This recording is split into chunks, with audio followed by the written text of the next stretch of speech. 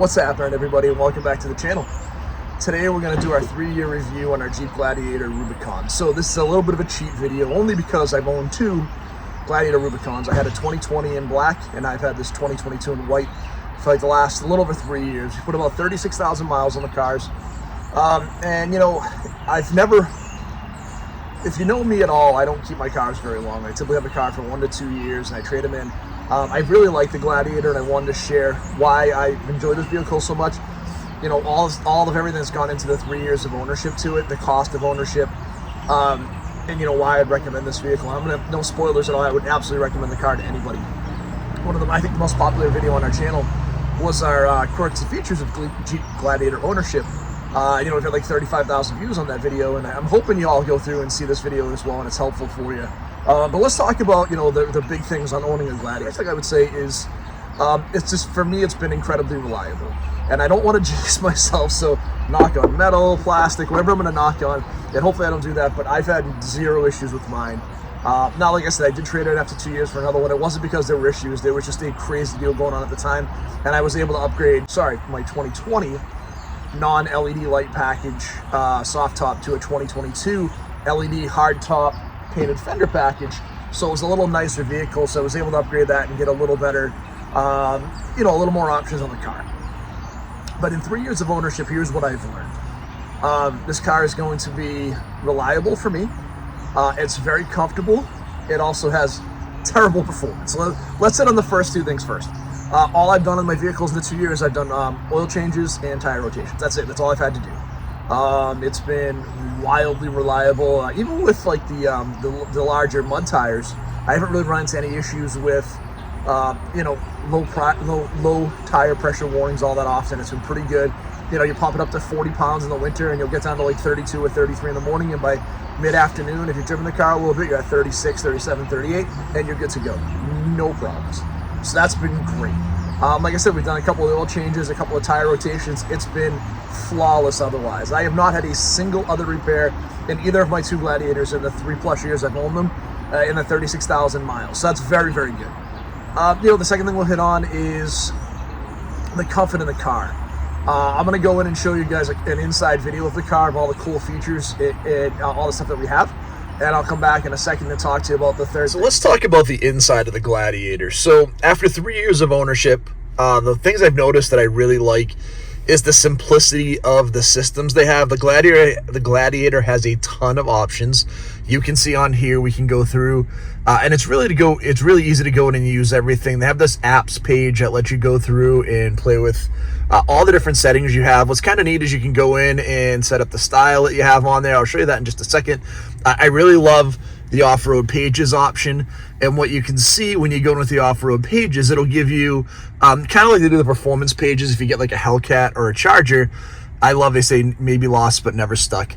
But in here, you can go in and you can see what your coolant settings are. You can see your accessory gauges, your drivetrain setup. So you can go in and see, you know, do you have any of your steering bars disconnected? Is everything set up in there?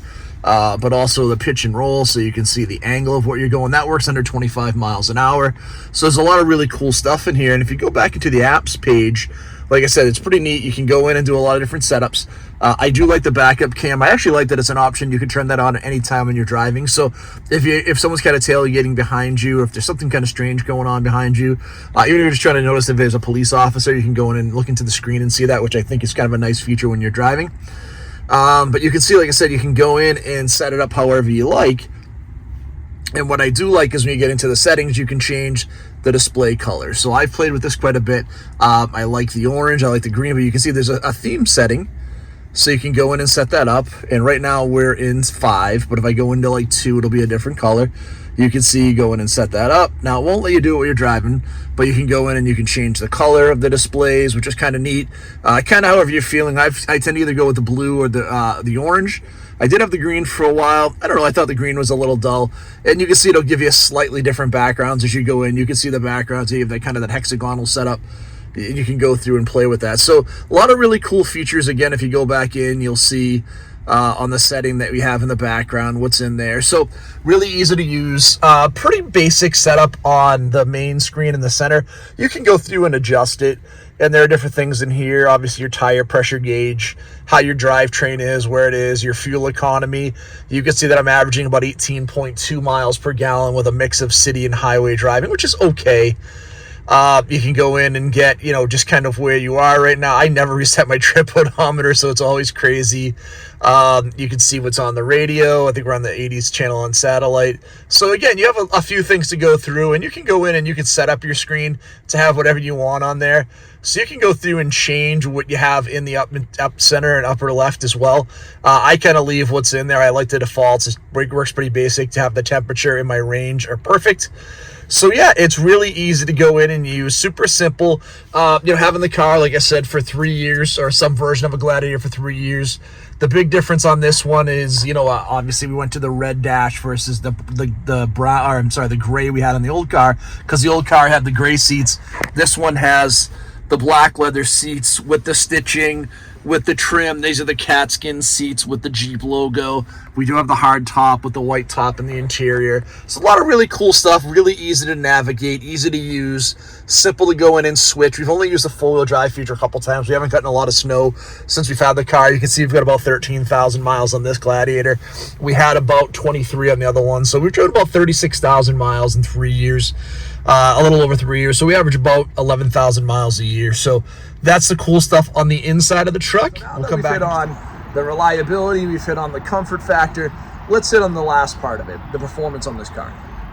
As far as fuel mileage and actual overall performance, braking, acceleration, all that stuff, this truck stinks on both. Let's call it what it is.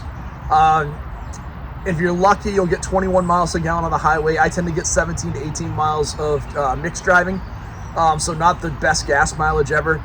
I also have, it can't get out of its own way. It's slow. The 3.6 with the 8 is ponderous. It never seems like it wants to find the right gear. And this truck is geared with 410s because it's the Rubicon package. So this has a pretty aggressive gear ratio with the 8-speed. It actually should be pretty good. Now, if you look at the performance numbers, it'll tell you, Jeep will tell you this will do 0 to 60 in like the mid-7s. And I bet you that's true on the right surface with the right day. But just as a regular driving vehicle, it just feels slow. I don't have a lot of other fast cars. I've had performance cars over the years, but it's not a huge difference from this and my 5-liter Mustang performance-wise. The Mustang's a little quicker. My wife's Cadillac XTS, which is 300 horsepower, all-wheel drive, is significantly quicker than this. So again, it's from a performance lens, it's not particularly fast. And like I said, the fuel mileage is not great.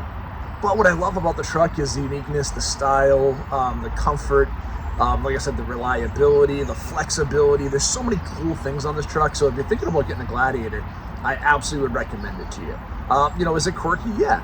The fact that you have a hard top convertible pickup that you can take the whole top off of, but you have a 5-foot bed that's usable with the Rubicon package between 6,000 and 7,000 pounds of towing. The fact that it's super reliable and that it's incredible off-road is ridiculous. This Jeep platform has been around forever. You can take this Jeep and go anywhere. I mean, with a Jeep like this, you can literally take it anywhere. This is the Rubicon package, Fox shock, disconnecting sway bars, front and rear lockers, 33-inch Vulcan tires. By the way, that's the star of this package. I will tell you right now, if you don't know it, the Vulcan Wild Peaks are great off-road tires because they are great on-road tires. They don't have a ton of noise. They don't drone on all the time. They just work and work well, and they actually have pretty good tread wear. They actually wear fairly evenly, and if you change them every, if you rotate them every 6,000 to 8,000 miles, you should get a good 40 or 50,000 miles out of these tires, which is awesome.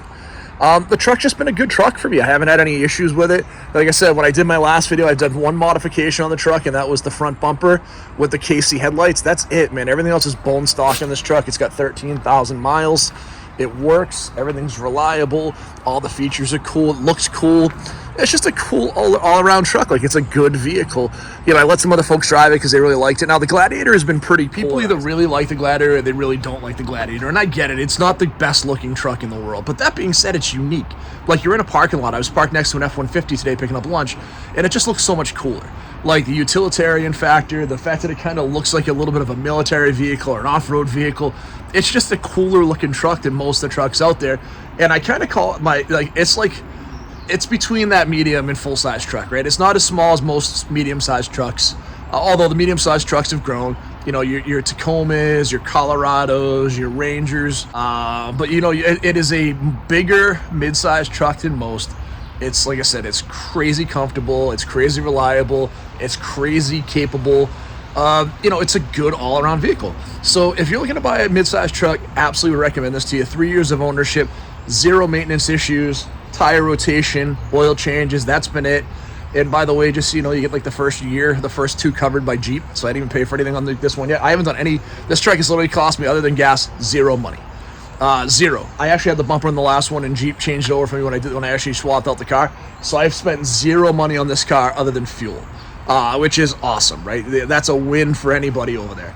Like I said, the downside, it can't get out of its own way. It is slow. So if you want performance, this is probably not the right truck for you. As far as acceleration, you know, top speed, and fuel economy stinks. So that's it, guys. That's the truck. It's quirky, but it's fun. It's reliable. I love it. I've owned 2. I don't have any intention of getting rid of this one anytime in the near future, which is rare for me. So it's a very cool truck. That's it, guys. If you haven't done so far, please hit that like and subscribe button, and we'll talk to you all real soon. Thanks.